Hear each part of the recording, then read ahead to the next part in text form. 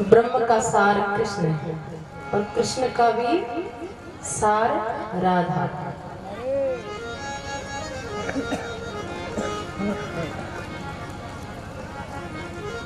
जो श्रेष्ठ होता है ना उसका नाम आगे लगता है। तो भागवत में आगे लगा श्री और श्री नाम है राधा का। श्री मतलब राधा। श्री यानी आनंद, प्रशंसा, करुणा, दया।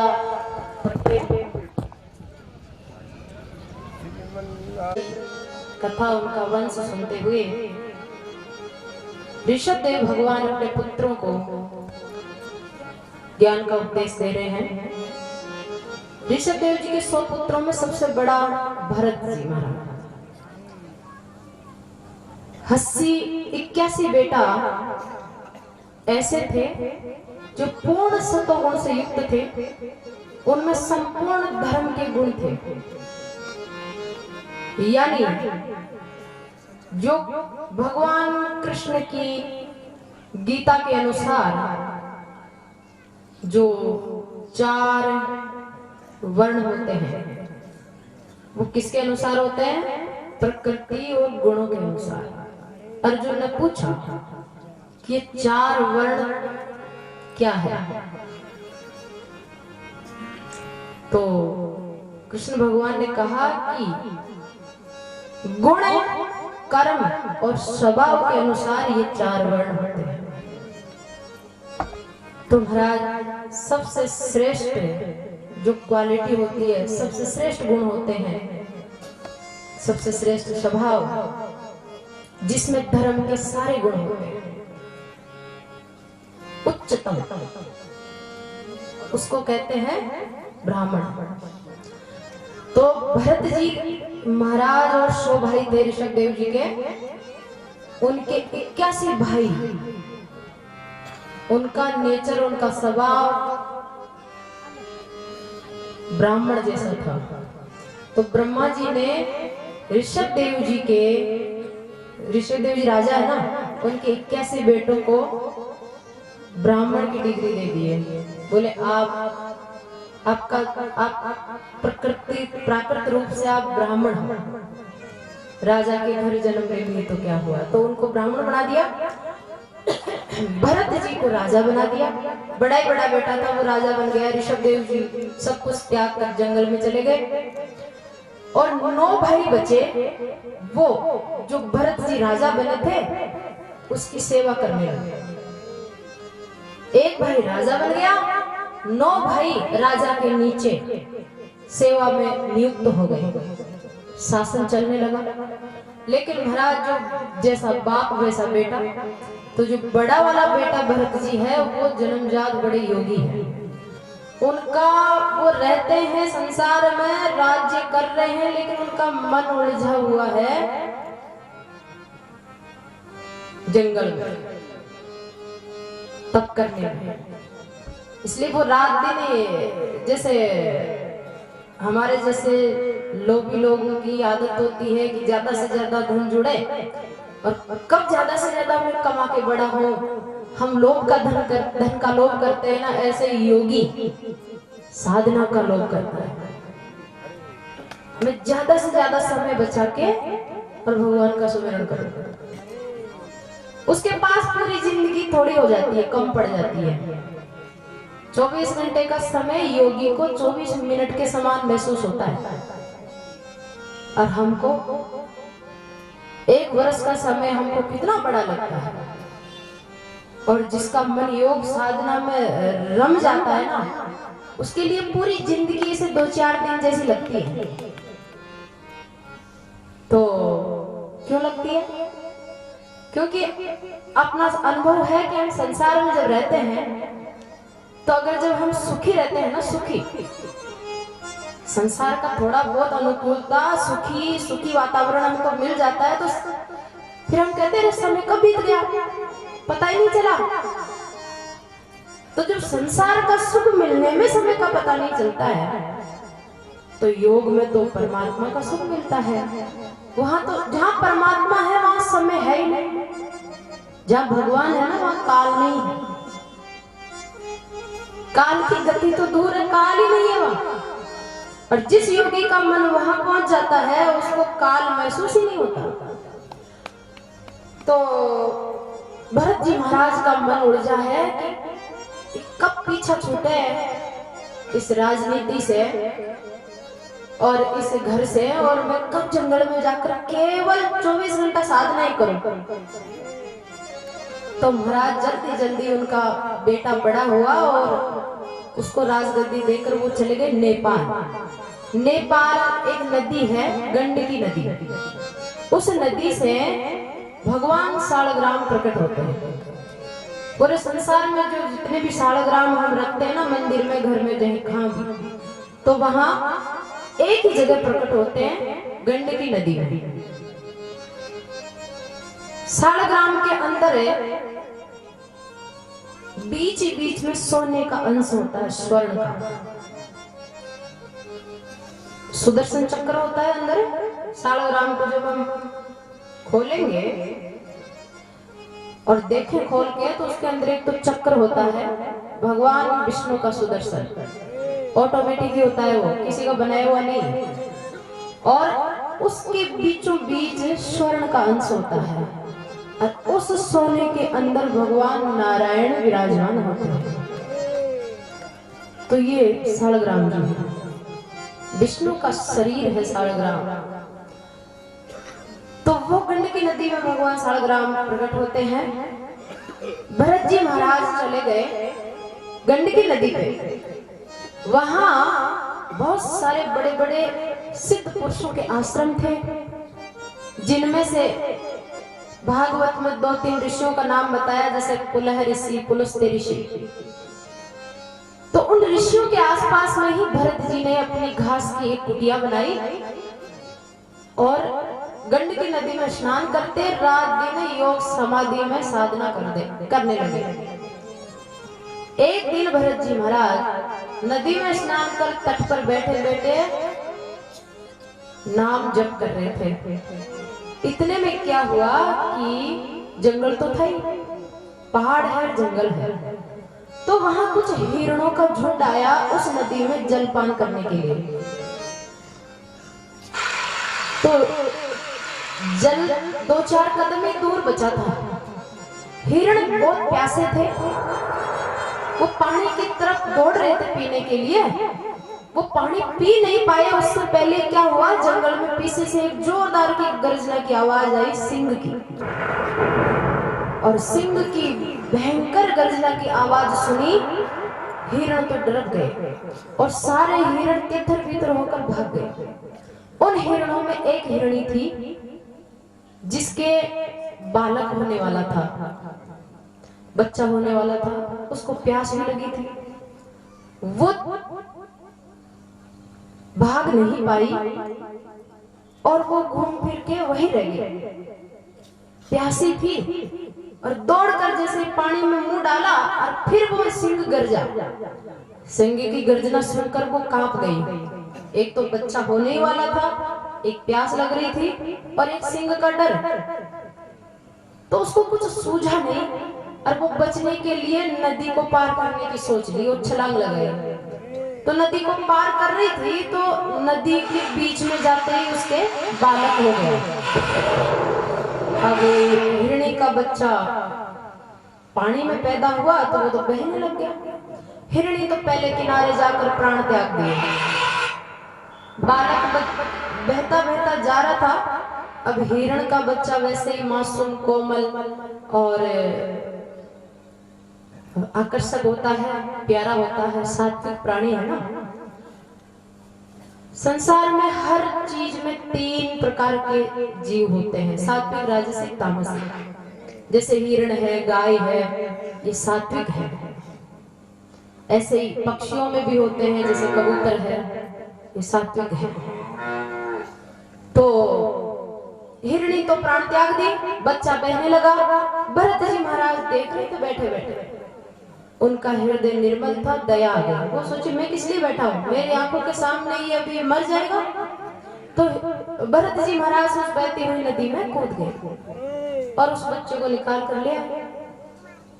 अब उसको नहला धुला करके, छोटा सा हिरण का बच्चा, अब उस बच्चे को लाड प्यार कर रहे हैं, गोदी में सुला रहे हैं, अपनी कुटिया में ले आए और बच्चे को कहते हैं बेटा तेरी माँ मर गई, तेरा परिवार तुझे छोड़ के चला गया, तो अब इस दुनिया में तेरा कोई नहीं है, तू चिंता मत कर, मैं तेरी माँ हूँ, मैं तेरा बाप हूँ, मैं तेरा भाई हूँ, मैं तेरा परिवार हूँ, तू निश्चिंत रह, मैं तेरी रक्षा करूंगा।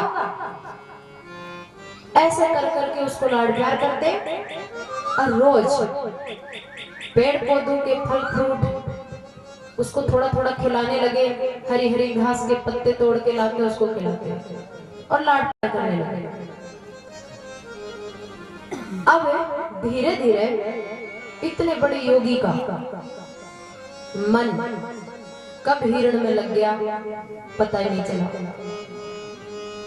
हिरण में ज्यादा समय बिताने लग गए, साधना का समय कम हो गया। अब तो 5 घंटे बैठते थे, वहां 2 घंटे हिरण को देते हैं, 3 घंटे भजन को देते हैं।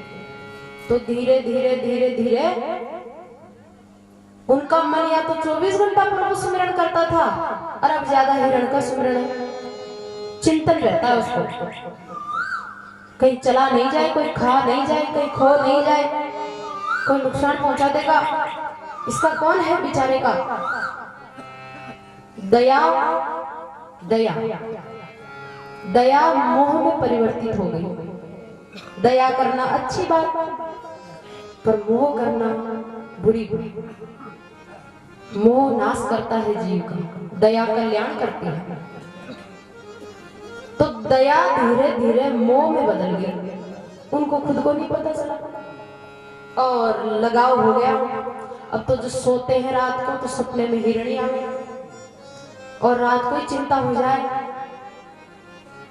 और फिर उठ के देखे यज्ञ करने बैठे तो यज्ञ तो इधर कर रहे हैं, ध्यान हिरण में रहता है। ध्यान करने बैठे तो शरीर तो बैठा है सीधा, लेकिन मन हिरण में रहता है। अब महाराज एक दिन हिरण थोड़ा धीरे धीरे बड़ा हुआ, भरत जी अंदर अपना ध्यान कर रहे थे और एक दूसरा हिरणों का झुंड चरता चरता कुटिया के आसपास आया। वो हिरण का बच्चा कुटिया के सामने घास चर रहा था।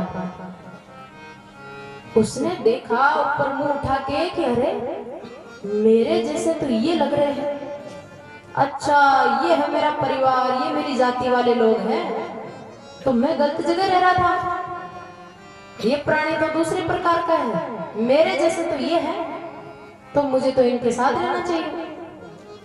अब वो हिरण तो घास चरता चरता ही हिरणों के झुंड में जा मिला और हिरण तो दौड़ लगाए जो कई कोस किलोमीटर दूर चले गए। अब थोड़ी देर बाद में भरत जी को हिरण का सुमिरन हुआ और वो ध्यान समाधि में से उठकर बाहर आए। ढूंढे चारों तरफ, कहीं नहीं मिला, जंगल में दूर दूर तक ढूंढा, नहीं मिला। उनका हृदय उछलने लगा और रोने लगा। सूर्य की तरफ देखा तो थोड़ा ही बच्चा है, अभी सूर्य अस्त हो जाएगा, अंधेरा हो जाएगा, कैसे ढूंढ पाऊंगा उसको। अरे मेरा बेटा, मेरा बच्चा कहाँ गया? कोई गीदड़ खा जाएंगे तेरे को, कोई नदी खाने में गिर जाएगा, मेरा बालक कहाँ गया, मेरा वत्स कहाँ गया, अरे कोई तो बताओ। रोते रोते रोते रोते जंगल में भटक रहे हैं। वो बेचारा मासूम है, वो अपनी रक्षा नहीं कर सकता, वो मेरे भरोसे था, मैंने जिम्मेदारी ली थी उसकी रक्षा करने की। हे आकाश, सारी दुनिया तेरी छाया में है, तेरे से कोई नहीं छुपा, अगर मेरा बालक देखा है तो बता। पृथ्वी माता से, आकाश से, सूर्य से कह रहे हैं थोड़ा रुक जा, तू जा मत, थोड़ा रुक जा, मेरा बेटा मिल जाए फिर चले जाना। अभी तू जाते ही अंधेरा आएगा, मैं उसको कहाँ ढूंढ पाऊंगा। तो ऐसे बावड़े हो गए रोते रोते। हिरण की याद आई, हिरण नहीं मिला। भरत जी ने खाना पीना छोड़ दिया। मैंने उसको जिम्मेदारी दी थी, प्रतिज्ञा की थी कि मैं उसकी रक्षा करूंगा, मैं उसकी रक्षा नहीं कर पाया, मेरे जीवन को धिक्कार है। अब तो बैठते हैं तो हिरण ही हिरण स्मृति में। खाना पीना छूटा, शरीर कमजोर हुआ, धीरे धीरे हिरण की याद में शरीर छूट गया। भरत जी की मृत्यु हो गई। अभी अंतकाले च मामेव स्मरण मुक्त्वा कलेवरम यम यम वापि स्मरण भावम तेज तेते कलेवरम तम तमेवेति कौन्तेय सदा तद भाव भावितः। कृष्ण भगवान कह रहे यम यम वापि स्मरण भावम तेज तेते कलेवरम। कलेवरम यानी शरीर। अंत समय में शरीर का त्याग करते समय आदमी का चित्त जिस स्थिति में होता है उसको अगला शरीर वही प्राप्त होता है। मरते समय डांडा ढोरा में गाय भैंस जी उड़ मिलो जे तो मेरे बाद में बड़े आनी जे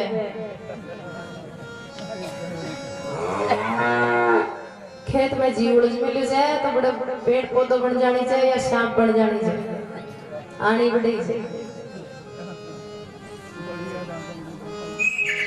परिवार में जी उलझा है तो आ तो चौकी बात से मेरा अपना अपना पोता पोते बेटा का पोता बन जाओ। तो पोता तो जब बनो जब कर्म इंसान बनवा का रहला, इंसान बनने जितना किराया भाड़ा भी तो होना चाहिए। तो कर्म जीवन भर हमारे कमजोर रहे हैं, बैंक अकाउंट में बैलेंस कम है पुण्य का, तो मानव शरीर तो नहीं मिलेगा, लेकिन मरते समय परिवार की याद आई तो फिर घर में ऊंदरो बन जैसे, या फिर और ज्यादा लो क्वालिटी का कर्म रहा तो फिर ऊंदरो नहीं तो कुतरो बन गए। गुजरात में बोलते हैं कुतरा, कुत्ता को आराम से रोजीना दरवाजे बैठे रहे और बेटा बहू मारेंगे चोट खाकर भी बैठा रहेगा, क्योंकि जीव वहां उलझा है। उसको भी पता नहीं है मेरा घर है, वो सांप वहां रहता है, उस जगह को छोड़ता ही नहीं। क्यों नहीं छोड़ता है? वो पहले इंसान था और मरते समय जी उड़ जाता है, इसलिए वही सांप बन के पैदा हो गया। तो वो उसको पता नहीं है मेरी जमीन है, लेकिन प्रकृति खींच कर उसको वहीं ले आई और वो वहीं रहेगा। ज्यादा खिंचाव है तो न जाने कितने जन्म वहां रहे। तो इसलिए भरत जी महाराज, कृष्ण भगवान कह रहे यम यम वापि स्मरण भावम, जिस जिसका सुमिरन करेगा उसी की गति प्राप्त करेगा। तो अर्जुन कहते हैं तो केशव फिर क्या करूं? बोले अंतकाले च मामे स्मरण मुक्त्वा कलेवरम, अंतकाल के समय मेरा सुमिरन हो ऐसा प्रयास कर। मेरा सुमिरन करेगा तो मुझे प्राप्त हो जाएगा। तो भरत जी महाराज बड़े हिरण अगले जन्म में, उसी जंगल में, उसी एरिया में। अब देखो पूर्व जन्म की भक्ति काम में आई, उनकी योग साधना से उनको ऐसी सिद्धि मिल चुकी थी कि पहले जन्म की याद रहेगी, हिरण बने बाद में भी सिद्धि मिल गई थी, पूर्व जन्म की स्मृति की वो सिद्धि यहाँ काम में आई, वो भजन उनका यहाँ काम में आया। अब हिरण तो बन गए, लेकिन अब पक्का निश्चय कर लिया कि अब इन ऋषि मुनियों की कुटिया को छोड़ के कहीं नहीं जाना है। सब हिरणों से अलग होकर पुलस्त्य ऋषि के आश्रम के आसपास रहने लगे। ऋषि मुनि जो फल फ्रूट खाकर छिलका फेंक देते थे, हिरण के शरीर में वो भरत जी वही खाते, यानी संतों का झूठा, भक्तों का झूठा खाते। वैसे हर किसी का झूठा नहीं खाना चाहिए, लेकिन जो सच में ही भगवान का भजन करने वाला हो उसका झूठा और भगवान के लगी हुई प्रसादी रोज खानी चाहिए। क्यों? झूठा खाने से क्या होता है, हम जिसका झूठा खाते हैं, जिसका झूठा पहनते हैं, उस व्यक्ति का संस्कार, उस व्यक्ति की भावनाएं उस चीज के माध्यम से हमसे जुड़ जाती है। उस व्यक्ति में जो ऊर्जा है उसका कनेक्शन हमसे हो जाता है, उपयोग करने वाले से।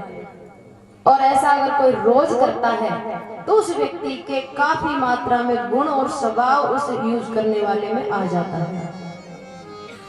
इसलिए शास्त्र कहता है, ये जो छुआछूत का मामला है ना, छुआछूत नहीं है, वो इसलिए है हर किसी का पहना हुआ कपड़ा मत पहनो, चप्पल जूती मत पहनो, दूसरा की पहनी हुई, दूसरे के आसन पर मत बैठो, दूसरे के, वो इसलिए नहीं कह रहे कि घृणा कर रहे, घृणा नहीं कर रहे, ये विज्ञान है।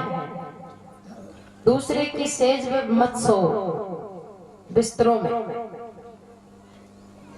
वो पता नहीं कैसा है अगला, उसके अंदर क्या पाप पुण्य भरा है, क्या उसका विचार है, सूक्ष्म मात्रा में वो उपयोग करने वाले में आ जाता है। तो ऋषि मुनि और योगी तो श्रेष्ठ होते हैं, इसलिए उनकी प्रसादी ली जाती है, इसलिए भगवान का प्रसाद लिया जाता है।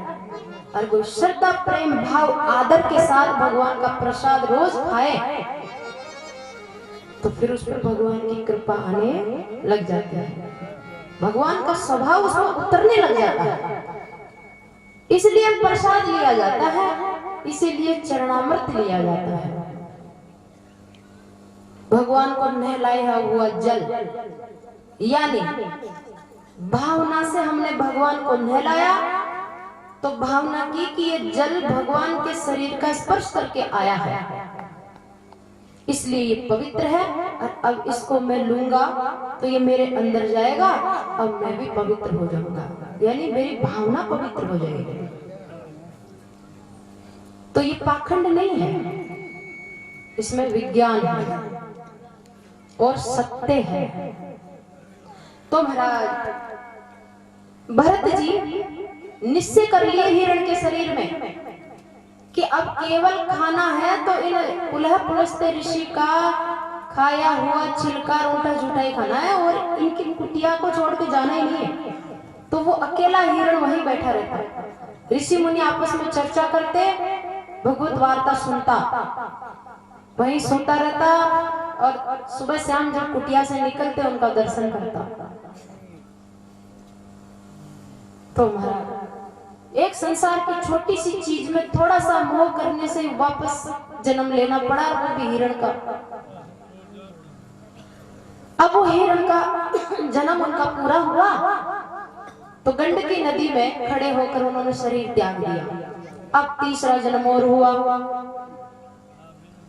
अब की बार अंगिरस गोत्र ब्राह्मण के घर में जन्म लिया। ब्राह्मण के दो पत्नियां थी, ब्राह्मण कर्म कांड का काम करने वाला था, विद्वान था। एक पत्नी के तो 9 बेटा थे, एक छोटी पत्नी के 1 लड़का और लड़की हुई, जिनमें लड़का जो था वो ये भरत जी थे। तीसरा जन्म में मनुष्य बने वापस, लेकिन वो स्मृति है कि मैं एक बार भरत था और मैंने योग साधना करने का निश्चय किया था और मैं वहां से वापस गिर के यहाँ तक आ गया, ये याद था। और गिर के क्यों आया? अब की बार मनुष्य जन्म मिला है, वापस बहुत अनमोल है, पूरी जिंदगी मौन रहना है, अपनी कोई विशेषता प्रकट नहीं करनी। तो भरत जो बच्चा है वो जन्म लिया, बड़ा हुआ धीरे धीरे, तो वो बोलता ही नहीं है किसी से, और काम करना सब आता है, ज्ञान सब है, लेकिन मूर्ख की तरह रहते हैं, पागल की तरह रहते हैं। पिताजी ने सोचा कि 9 बेटाओं को तो योग्य बना दिया और मेरा बुढ़ापा आ गया, 9 बेटा अपने पैरों पर खड़े हो गए, कमा के खा लेंगे, पर इसका क्या होगा, ये घोड़ा है। तो पिताजी सोचे कि मैं इसको पढ़ाऊंगा, थोड़ा कर्मकांड का काम सिखाऊंगा तो पेट तो भर ही लेगा। तो उनके भरत जी के जो पिताजी थे उन्होंने पढ़ाना शुरू किया, तो वो जो भी पढ़ा है ये तो ध्यान ही नहीं दे। पिताजी सोचे क्या करें, चलो ब्राह्मण है तो गायत्री मंत्र तो इसको सिखाएं, गायत्री मंत्र को सिद्ध कर लेगा तो भी कमा के तो खा लेगा। तो गायत्री मंत्र सिखाने लगे, ओम भूर्भुवस्सुवः तत्सवितुर्वरेण्यं भर्गो देवस्य धीमहि धियो यो न प्रचोदयात्। अब भरत जी ने सिखाया तो वो तो बोले ही, वापस जवाब ही नहीं दे। पिताजी ने कहा मैं तुझे 6 महीने का समय देता हूँ, या मंत्र देता हूँ, 6 महीने में याद करके सुना दे। 6 महीने बीत गए, मंत्र मुंह में आता ही नहीं है, आता सब है, सुनाना नहीं है। भरत जी सोच रहे अगर ये मंत्र सुना दिया तो दूसरा देगा, तीसरा देगा, पूजा पाठ कर्मकांड की पूरी किताब लाके देगा, फिर घर घर जाना पड़ेगा, फिर कमाने की योग्यता आ जाएगी तो ब्याह कर देगा, पत्नी आएगी, बच्चे होंगे, उनमें से किस में मोह होगा, फिर वापस अगर पत्नी में मोह हो गया तो अब की बार पुरुष बन के आए, पहले हिरण बना, अब की बार फिर औरत बन के आएंगे। तो उलझना नहीं है, चुप रहो, थक जाएंगे। तो भरत जी ने एक भी मंत्र नहीं सुनाया। पिताजी को बड़ी चिंता हुई, धीरे धीरे पिताजी तो शरीर छूट गया, माताजी भी चली गई, 9 भाइयों का ब्याह हो गया, 9 भाभियां आ गई।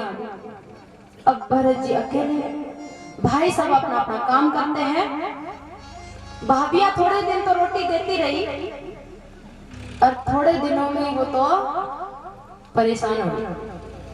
भरत जी मोटे तगड़े हैं क्योंकि कोई टेंशन नहीं और न कोई इच्छा लालसा, जो भी घर में मिल जाता है उसको खा के बस चिंतन में डूबे रहते, पड़े रहते हैं। दूसरा सोचता है, ऐसा लगता है कि जैसे कोई अजगर पड़ा है, ऐसा मस्त पड़े रहते हैं। अब जब भरत जी खार पड़े रहते हैं तो वो भाभियों से सहन नहीं होता है और वो भाभियां अपने पतियों को डांटती है कि तुम सारे दिन भर मेहनत करते हो, काम करते हो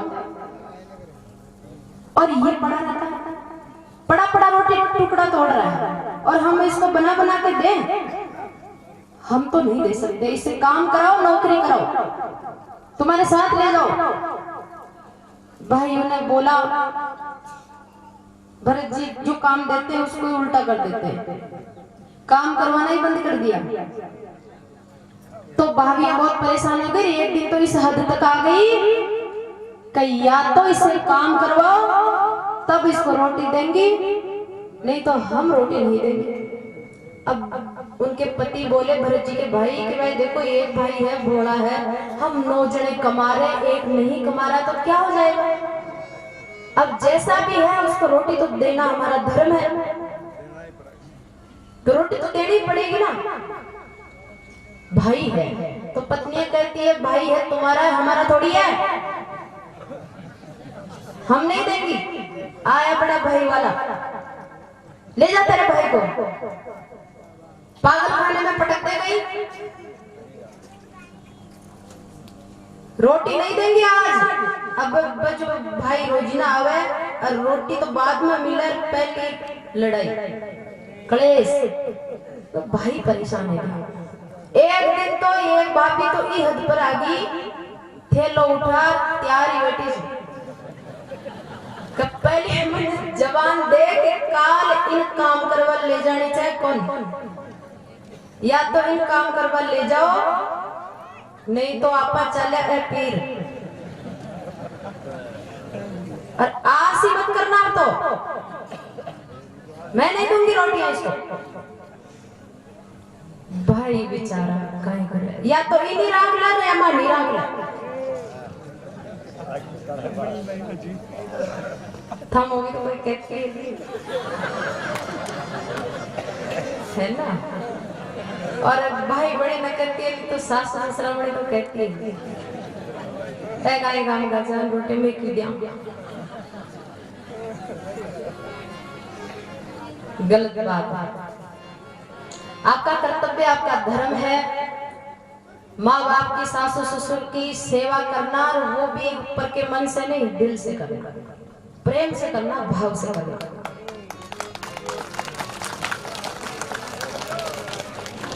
अब वो तो बूढ़े हो गए, उनकी तो गणी गई थोड़ी रही, 10 20 30 साल ही तो बचेंगे, इससे ज्यादा तो बचने वाले हैं नहीं। भाई आदमी 50 60 साल तक तो काम करता ही है ना, काम करता है तब तक तो वो गढ़ता ही नहीं है।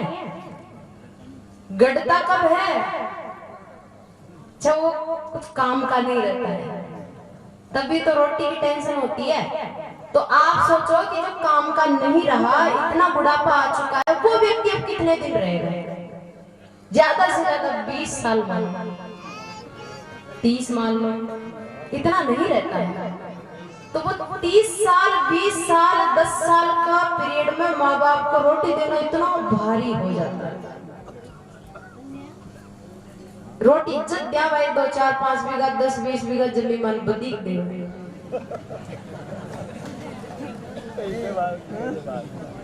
या आका कोई पीसा बांधे, हिसाब किताब है माँ बाप की रोटी को हिसाब किताब, शर्म करो एक बार। जो सुपुत्र होते हैं, पुण्य आत्माएं होती है ना, वो वृद्ध आश्रम में जा करके दूसरों के दुखी माँ बाप के पास बैठ करके उनको प्रेम भी देते हैं, उनको वस्तु भी दे के आते हैं, सेवा भी करते हैं। खुद के माँ बाप को तो राजा रानी की तरह रखते हैं। बूढ़ी माँ बाप की आत्मा प्रसन्न कब रहती है? जब घर में भी का बेटा वो भी मान दे, सम्मान दे, इज्जत दे, आदर दे और सेवा भी करे। सेवा करे लेकिन सम्मान के साथ, प्रेम के साथ। यानी कहीं भी जा रहे हो, भले भी कहीं काम का मन में तो खाट भी पड़ा, पर बन कह जावे कि मैं बड़ी जा रही हूँ, थन पीर जानी है तो सासू ने कह जाओ भाई मैं जा रही हूँ पीर, बीकर रोक पाऊं तो रुक बड़ी चौक जब सोच लिया तो करनी चाहिए। कौन नटक अभी अभी पढ़े, एक तो बहु उठाई थेलो रहेगी रवन्ना, आरी से जारी से सुनी, सासू बेटी बेटी देख रही से तो भी आत्मा रोवे से, क्यों? उसका कोई आदर नहीं हो रहा है, बड़ी है, उसके अधिकार के अनुसार उसको मान सम्मान नहीं मिल रहा है ना, तो आत्मा रोएगी। एक दिन तुम्हारा भी आएगा। तो कहीं भी जाओ पूछ के जाओ, मैं जा रहा हूं, बाहर से आ गए, आते आते पहले माँ बाप से मिलो, छोरा छोरा को पत्नी से बाद में, पहले उनसे मिलो, मैं आ गया हूं। इतना सा करने से वो इतने खुश हो जाएंगे, उनके लिए ये घर ही वैकुंठ हो जाएगा। तो भरत जी की भाभियां कहती है कौन दिया रोटी ले जा साथ, या तो और लो घर में या मेरे। अब भाई सोचा कि कहाँ कहाँ आइडिया आया, और भरत जी जार बड़ोड़ो भाई कहे कि भाई भरत चाल अब खेता चला, खेता चल गया, पावड़ो ले गए खेता में, चावल बनी थी तो चावल की क्यारियां बनानी थी। भरत जी को खेत पे ले जाते हैं और कहते हैं कि भैया भरत देख मैं क्यारी बना रहा हूँ, तू देखना, मैं तेरे एक बनार बता दूं फिर तो ये को ये बना चे, और अटे लीजे मैं थारी रोटी पानी अड़े लियाऊंगा। भरत जी बोले ठीक, बोले कौन गई नाड़ इशारा कर देते, बोले तो मरिया तो अब भाई बता दिया देखो करया भाई पावड़ो हाथ में देर के मैं दोपहर लियो ना करा, ठीक है।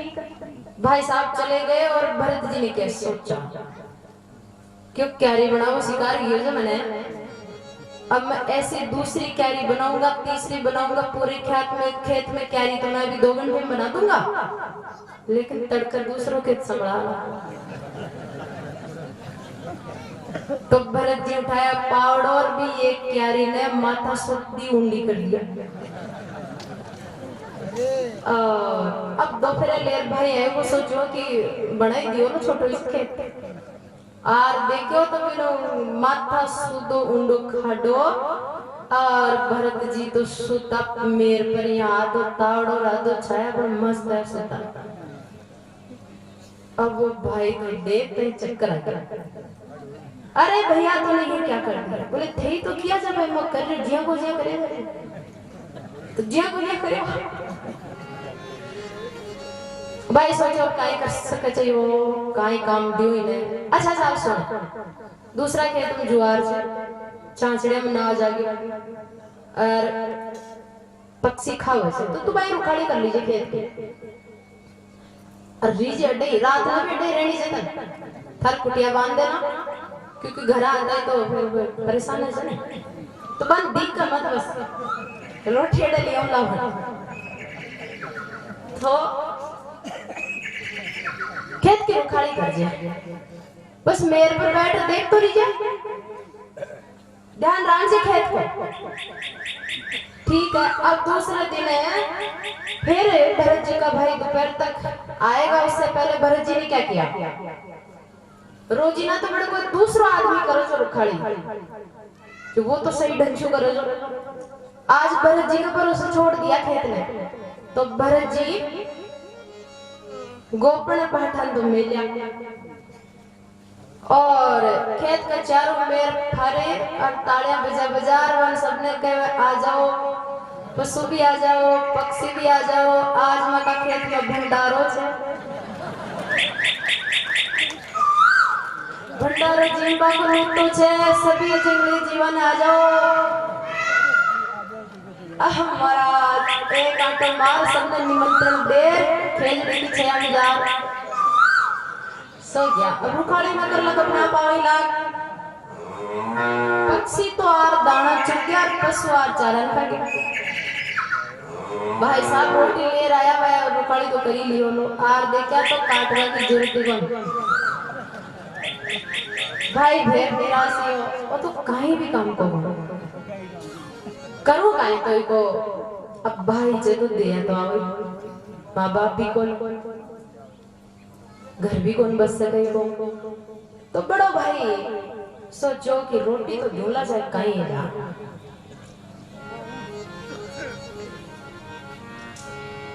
तो बड़ो भाई कहवा लगे कि भैया आज तो कहीं भी मत कर, कहीं मत करे, थारे जो टपरी बांध दूला बिम तू पड़े रहे, जो थारो मन भावे जी जो रोटी बनेली मैं ले आटा दे दूं, पर अड्डा आनंद से दया आ गई, छोड़ दिया। अब भरत जी रहने लगे, महीनों 20 दिन तो रिया खेत के मेरे पर भाई जो टुकड़ो ले दे तो वो जीम लेता, अब वे तो परमहंस बन गया ना, सुमिरन करता। अब लोगन तो यदि कुछ पढ़ियो से पढ़ा नहीं रहते थे, योग साधना में उनका मन जुड़ा रहता था, तो योग साधना सिद्ध होते होते परमहंस बन गए। अब महाराज भरत जी परमहंस से पड़ जाता है ना कोई जीव, तो उसका शरीर अपने आप ही किधर जा रहा है उसको पता ही नहीं रहता है। प्रारब्ध के अनुसार शरीर अपने आप चलता है, अपने आप कोई दे दिया तो खा लेता है, ऐसा रहता है। दुनिया की नजर में पूरा पागल और भगवान की नजर में पूरा पका हुआ योगी, जिसको शरीर का भी होश नहीं रहता। तो भरत जी महाराज का शरीर उठकर चलने लगा। चलते चलते एक जंगल आया, तो जंगल में एक सरदार रहता था और उसने काली माता के बलि बोल रखी थी, इंसान की बलि चढ़ाऊंगा अगर मारे कोई काम हो जाए तो भी को कोई काम हो गया। और उसने 4 डाकुओं को आदेश दिया कि जाओ और एक हट्टा कट्टा इंसान ढूंढ के लाओ, बलि चढ़ाएंगे। अब 4 ढूंढ रहे थे, ढूंढते ढूंढते सामने से आते हुए भरत जी मिल गए। भरत जी मिले तो एक ही नजर पड़ी, अरे कि इससे बढ़िया बलि क्या होगी। भरत जी को पकड़े हाथ और बोले चल इधर, तो उनका तो संकल्प विकल्प मन में होता ही नहीं, इधर चल तो वो उधर मुड़ गए और चलने लगे। ले गए, ले जा करके पहले स्नान कराया, तो भाई 1 महीना तक नया हो जाए, तो कपड़ा पूरा मेल में खराब और गल गए थे, शरीर पर मेल जम गया था। डाकू उनको खूब तेल साबुन लगा लगा के नहला रहे। भरत जी एक बार सोचा कि आज इतनी सेवा किया, कोई स्वार्थ अच्छा, बिना स्वार्थ कोई सेवा ना करे, और सेवा आवश्यकता से ज्यादा अगर कोई कर रहा है तो उसमें तो कारण जरूर है। तो भरत जी विचार करया कि कहीं से कैसे, फिर छोड़ दिया मालिक पर अपन गाय, मतलब जो ऐसी जो उसकी इच्छा उसी। अब नहला दहला करे, 56 भोजन करवाया, बढ़िया बढ़िया माल। भरत जी सोचा जो भी हेलो जो बाद में हेलो, पर बाल तो मौज बढ़िया है, क्या सुंदर नए महंगे कपड़े, 56 भोग, चलो भाई मिल गया, उसकी इच्छा है तो खा लो। अब नहला धुला के भोजन कराकर काली माता के मंदिर मूर्ति के सामने ले जाकर रख दिया, बैठा दिया भरत जी को, और फूलों का हार पहनाया। तब समझ गया अच्छा जीव को रह। भरत जी घबरा गया ना, नहीं परमहंस है ना, बैठ गया। भाई माँ तेरी इच्छा, तू जैसे रखेगी वैसे रखेगी, मेरे शरीर को खाकर तुझे संतुष्टि मिलेगी तो 1000 बार खिलाऊंगा। उठे नहीं, भागे नहीं, हिले नहीं, पता चल गया तो भी। और बस अब मस्ती में बैठे हैं। अब आया डाकुओं का सरदार खड़ग लेकर, गरजता हुआ, और दोनों हाथों से खड़ग ली और खांडा लेकर जोरदार का प्रहार गर्दन पर किया। तो गर्दन पर खांडा नहीं आया, उससे पहले तो वह मूर्ति फूट रही, माता जी प्रकट हो गई। बोल भक्तवत्सल भगवान की, वृंदावन बिहारी लाल की, उमापति महादेव की, हरि बोल, हरि बोल, हरि हरि बोल। जय जय श्री राधे।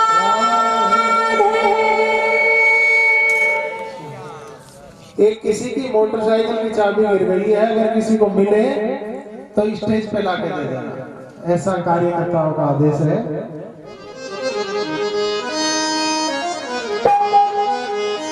पास की सुनती